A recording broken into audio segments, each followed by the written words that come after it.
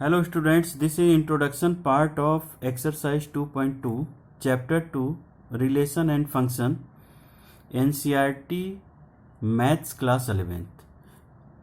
तो स्टूडेंट्स इस एक्सरसाइज में हम लोग रिलेशंस के बारे में स्टडी करेंगे।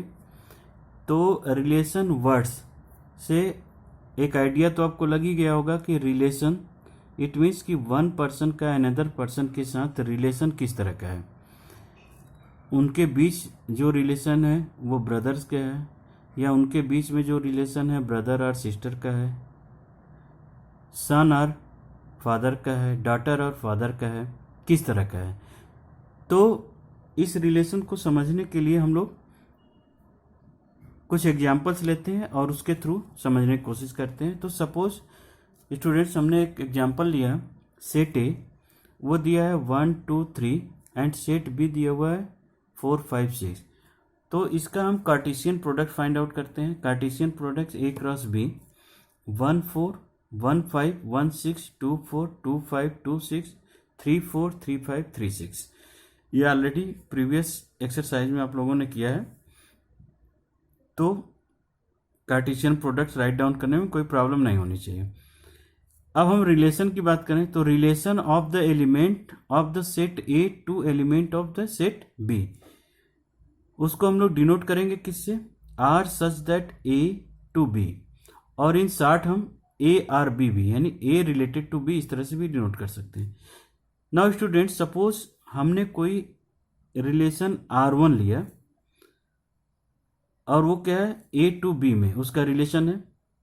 तो जनरली हमने उस रिलेशन को डिफाइन किया है, R1 को डिफाइन किया है एक्स वाई ऑर्डर पेयर है such that y is greater than x, ऐसा ऑर्डर पेयर एक्स वाई का जिसमें y की वैल्यू ग्रेटर हो x से, where x belong to a and y belong to b, जिसमें कि x a से बिलोंग करे और y b से बिलोंग करे।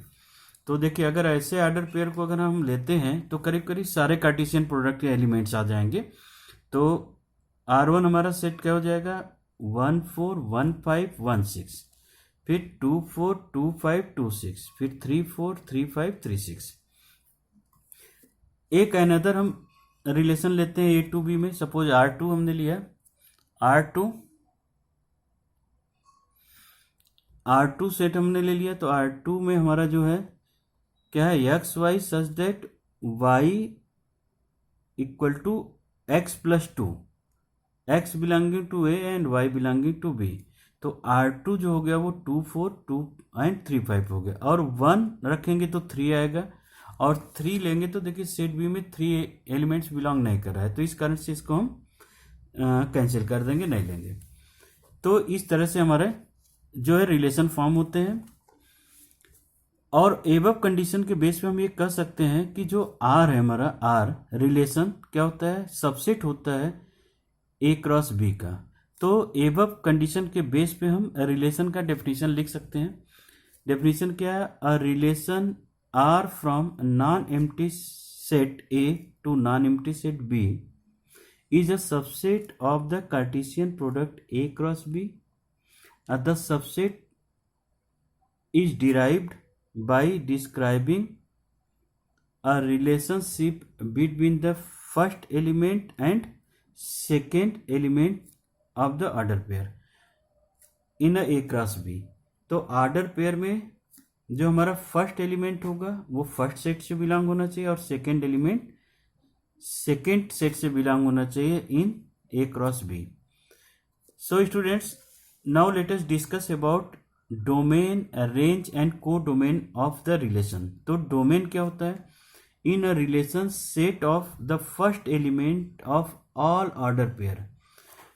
जो रिलेशन है उसके ऑर्डर पेयर के जो फर्स्ट एलिमेंट है वो क्या कहलाते हैं, हमारे डोमेन कहलाते हैं। तो सेट R1 रिलेशन की बात अगर हम करें तो उसमें जो डोमेन होगा वो 1 2 3 होगा, और R2 रिलेशंस की बात करें तो उसमें जो डोमेन होगा वो क्या होगा 2 एंड 3 होगा।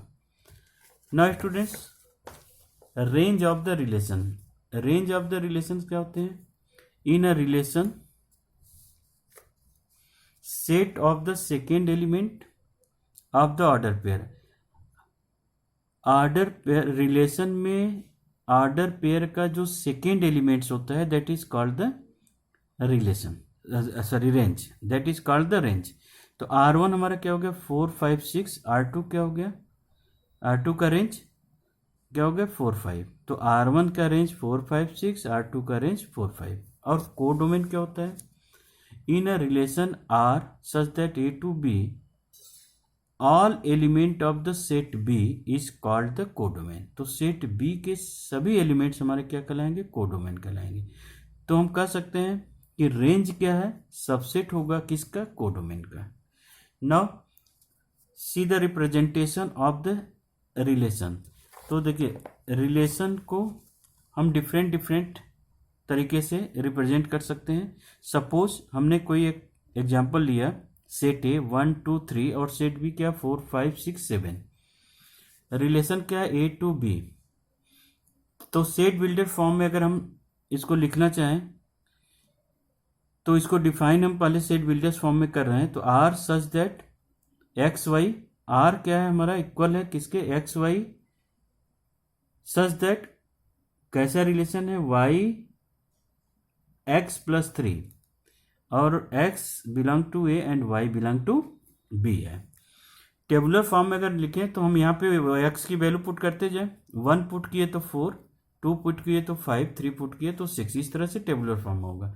और थर्ड रिप्रेजेंटेशन हमारा क्या है, एरो डायग्राम है। तो सेट ए में 1 2 3 एलिमेंट है, सेट बी में क्या है 4 5 6 एंड 7 एलिमेंट है। तो 1 का 4 के साथ, 2 का 5 के साथ, 6 का 3 का 6 के साथ रिलेशन है। तो अगर हम डोमेन की बात करें तो ये क्या होगा 1 2 3, ये डोमेन हो गया। रेंज हमारा क्या होगा 4 5 6, ये रेंज हो जाएगा। को डोमेन हमारा क्या होगा 4 5 6 7, इसके सारे elements. So students now let us see the important notes related to the relations. Then how to find the relation, number of relation. So total number of relation if number of element in set A P and number of element in set B Q दिया हुआ है, तो number of relation हमारा क्या होगा 2 to the power P into Q। तो इस तरह से हम number of relation find out कर सकते हैं। Now students let us see the examples of NCERT book। Example 7 दिया हुआ है, सेट दिया हुआ है ए 1 2 3 4 5 6 और कर रहा है define a relation R from A to A. A to A हमारा रिलेशन जो है डिफाइन हो रहा है और वो किस तरह से है, R equal to x y और वाई क्या है, y equal to x plus 1। और इसको मुझे क्या करना है, एरो डायग्राम से डिनोट करना है। तो सेट ए में हमारा रिलेशन है 1 2 3 4 5 6 और ये क्या है 1 2 3 4 5 6। तो देखिए 1 का रिलेशन 2 के साथ होगा क्योंकि 1 प्लस 1 2 हो गया। उसी तरह 2 का 3, 3 का 4, 4 का 5, 5 का 6 के साथ। तो अगर हम टेबुलर फॉर्म में लिखें तो 1 2 2 3 3 4 4 5 5 6। अगर हम डोमेन की बात करें तो इसका फर्स्ट एलिमेंट यानी 1 2 3 4 एंड 5। तो 1 2 3 4 5 हमारा क्या हो जाएगा, डोमेन हो जाएगा। और रेंज की बात करें तो सेकेंड एलिमेंट इस ऑर्डर पेयर का 2 3 4 5 6। तो 2 3 4 5 6 हमारा क्या हो गया, रेंज हो गया। और को डोमेन की बात करें तो इस सेट में जितने भी एलिमेंट्स हैं हमारे वो को डोमेन हो गए। तो 1 2 3 4 5 6 ये हमारे भी क्या हो गए, को डोमेन हो गए।